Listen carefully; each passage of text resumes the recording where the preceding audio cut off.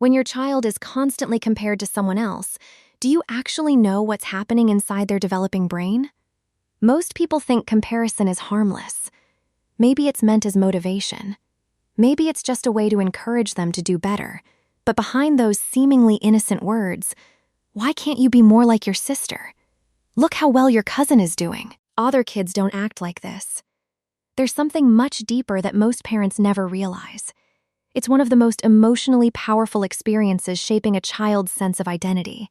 And if it happens over and over again, even with good intentions, your child may stop trying to become themselves and start trying to become someone they're not. Let's talk about what being compared really feels like. 1. Your child doesn't hear motivation. They hear replacement.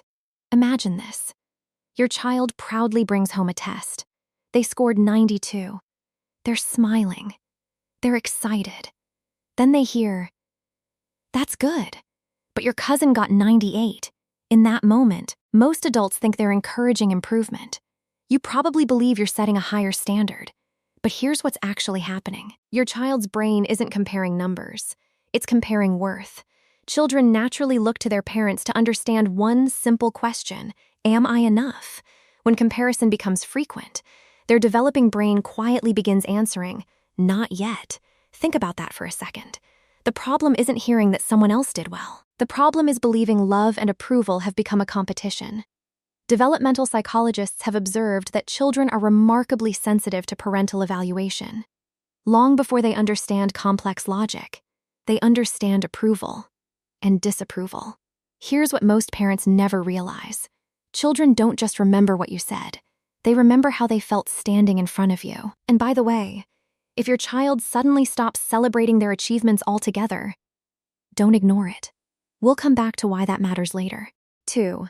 Comparison changes how the brain sees success. Here's where the science becomes fascinating. A landmark body of research from Stanford University and Harvard Center on the Developing Child has shown that repeated emotional experiences shape the brain's expectations about learning and achievement. Here's what's actually happening inside your child's developing brain. Every experience teaches it something. If effort is consistently followed by comparison, the brain starts asking, "Why try if someone will always be better?" Instead of connecting effort with growth, it connects effort with judgment. Cognitive scientists call this building internal beliefs. The child isn't consciously making this decision. Their brain is. Imagine climbing a mountain. Every step feels rewarding. Now imagine someone moves the finish line every time you get closer. Eventually, you stop climbing. Not because you're lazy, because your brain no longer expects success to feel satisfying. Think about that. Comparison doesn't always create motivation. Sometimes, it quietly steals it. And here's where the science gets even more fascinating. Researchers studying motivation consistently find that children thrive when they're evaluated against their own progress, not against someone else's. That simple shift changes how the brain experiences learning. 3. Your child wants connection more than perfection. Here's something many exhausted parents don't realize. When children hear comparison from strangers, it hurts. When they hear it from you, it shapes them. Why? Because your opinion carries emotional weight that nobody else's does. You are their safest place, their emotional home. Their brain naturally assumes, if mom believes I'm not enough, maybe I'm really not enough. This is why two identical comments can affect a child completely differently depending on who says them. Attachment researchers have spent decades studying this. Children organize their understanding of themselves through their relationship with their primary caregiver.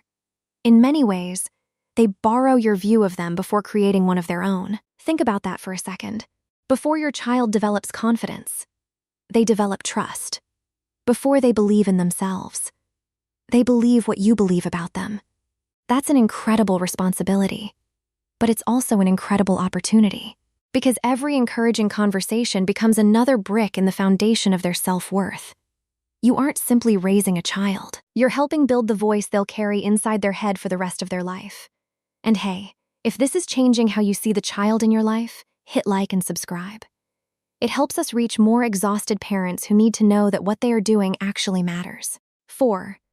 Comparison triggers an ancient survival system. Here's something surprising. Comparison isn't just emotional. It's evolutionary. For thousands of years, belonging to the group meant survival. Being rejected could mean danger. The human brain evolved to constantly monitor social status. That's why children instinctively care about approval. When they hear repeated comparisons, their brain doesn't simply think, "I'm different."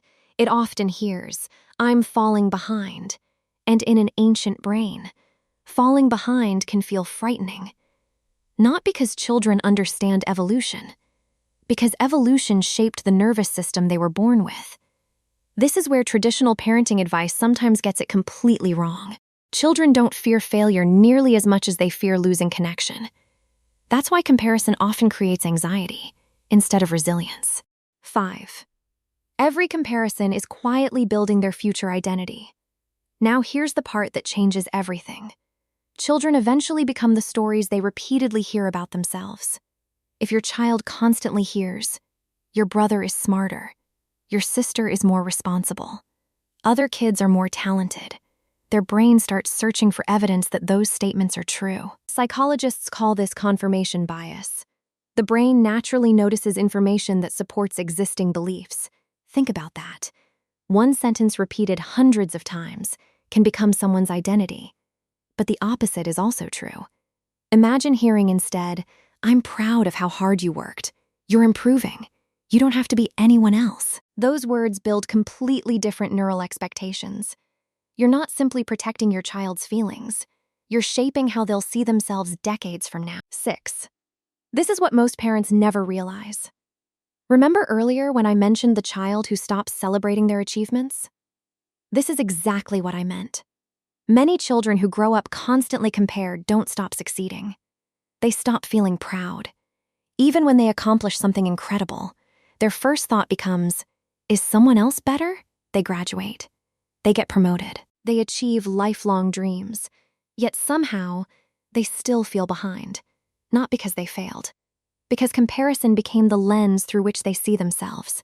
Here's what's actually happening. The developing brain learned that self-worth must always be measured against someone else.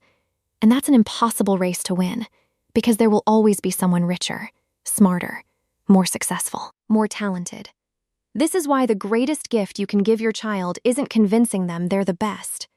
It's helping them understand they never needed to compete for your love in the first place.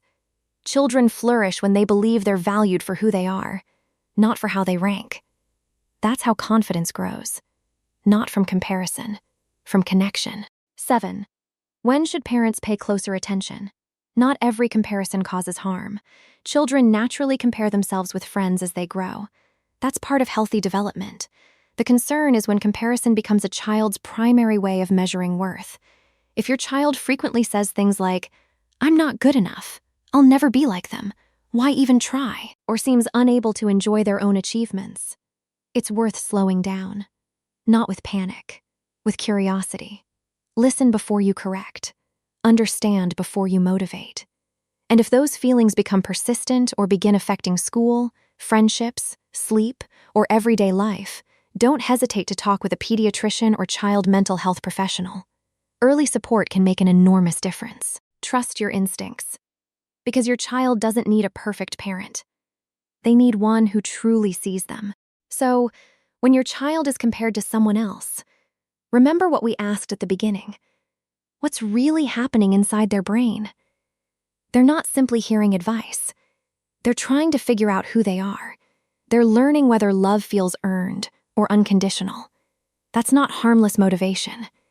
That's the foundation of identity being built in real time. So the next time your child accomplishes something, before looking at anyone else's journey, pause. Look at them. Celebrate their progress, because the goal was never to raise someone better than everyone else. It was to raise someone who believes they are enough. And that feeling may become one of the greatest gifts you ever give them. You're doing a better job than you think.